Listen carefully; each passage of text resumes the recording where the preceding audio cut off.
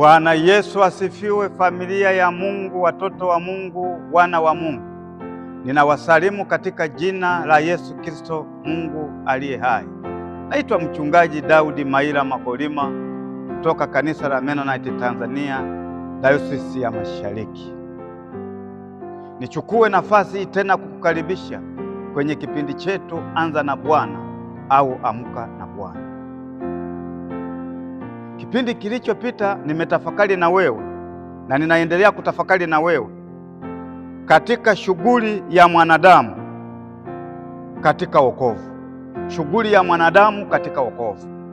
Nikaongea kwamba vipo vipengele vitatu, lakini niliongea kipengele kimoja, kipengele cha toba au kipengele cha kutubu, kwamba wale tuliokwisha kujua wokovu, tuliokwisha kufahamu wokovu, yatupasa kutambua tunayo shughuli ambayo tunatakiwa tuifanye kwenye masuala ya wokovu, na shughuli mojawapo ni kuelezea watu habari ya toba. Bwana Yesu asifiwe. Lakini kipengele cha pili ni kuwaelezea watu habari za imani ya kumwamini Mungu, kumwamini muumba mbingu na nchi, kumwamini muweza yote aliyeumba mbingu na nchi. Jambo la pili kwenye shughuli ya mwanadamu katika wokovu, nimesema jambo la kwanza ni kuwaelezea watu habari za toba, kwamba wakitubu na kusamehewa dhambi zao Bwana atawasamehe. Lakini jambo la pili baada ya kufanya toba ni kuwajenga kwa ajili ya kusimama vizuri kwenye imani, wakaamini. Mwanadamu anapoamini, maana yake anafanya tendo la kumtegemea Bwana, la kumtumaini Bwana. Kwa hiyo tuwaelezee watu wamtegemee Bwana, wamtumaini Bwana. Mpendwa, vipindi vilivyopita niligusa hapa na ninazidi kusema sababu ni masomo yanayoingiliana, kwamba kwenye shughuli ya mwanadamu katika wokovu, kwenye shughuli yako katika wokovu, kama unapoamka unafanya kazi, unapanga majukumu ya kufanya kazi, ndivyo Mungu anavyotaka na sisi kwenye maisha yetu ya wokovu, ambao tumeshakwisha kujua wokovu, tuwaelezee watu habari za kumtumaini Mungu, za kumtegemea Mungu.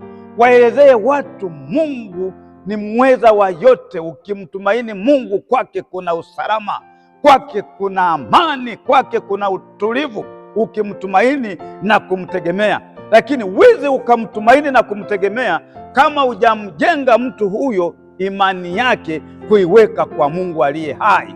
Bwana Yesu asifiwe. Kwa hiyo tunayo majukumu ya kila siku kufanya, tuna shughuli ya kufanya kila siku kwenye maisha yetu ya wokovu. Ndugu mpendwa, tuliokwisha kujua wokovu, tuliokwisha letewa habari, kuna mtu aliyekuletea habari.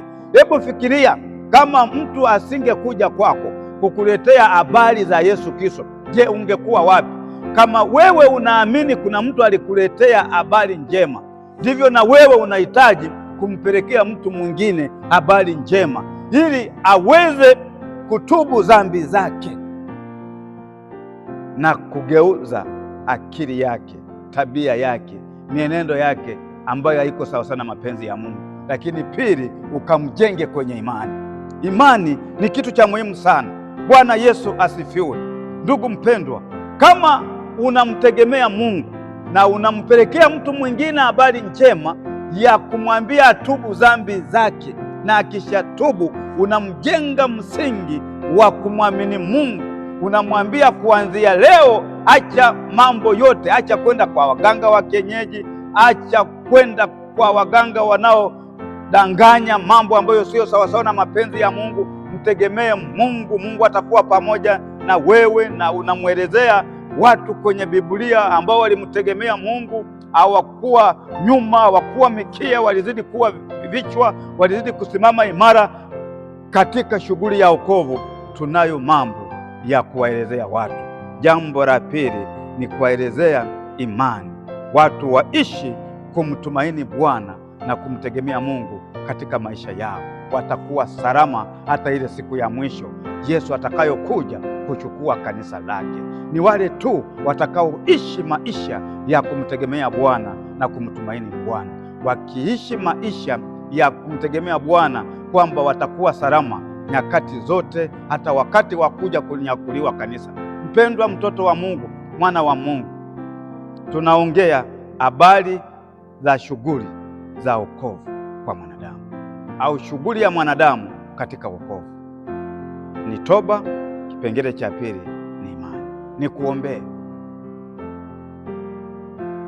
katika kipindi hiki. Unapofuatilia hili somo, ukipata neema, utafakari tangu ulipookoka. Kuna mtu umemshuhudia, kuna mtu amefanya toba, na baada ya kufanya toba umemjenga kwenye msingi wa kumwamini Mungu, wa kumtegemea Mungu, wa kumtumaini Mungu, na unapomtazama anapofanya kazi ya Mungu unakuwa na amani, unakuwa na furaha, au unaishi tu kama msukule? Ndugu mpendwa, ni wakati wako wa kutafakari, ni wakati wako wa kujiuliza, ni wakati wako wa kujichunguza, ni wakati wako wa kujiangalia, kwamba ipo siku Mungu atakuja kukuuliza katika shughuli yako ya wokovu umefanya nini? Umeshuhudia watu namna gani? Je, umewashuhudia watu habari ya toba? Umewaelezea watu jinsi ya kumtumaini Mungu, ya kumtegemea Bwana, wanamuona Mungu kwenye maisha yao? Wako salama au wako namna gani? Mpendwa mtoto wa Mungu, damu ya Mungu ikakuangazia, damu ya Yesu Kristo iliyomwagika pale msalabani ikajizirishe kwako, ikaendelee kunena na kufanya kazi kwenye maisha yako au kwenye maisha yetu yote, tukashuhudie habari njema zinazoweza kuwafanya watu wakamtumaini Bwana. Katika jina la Yesu Kristo naomba na kushukuru. Amen.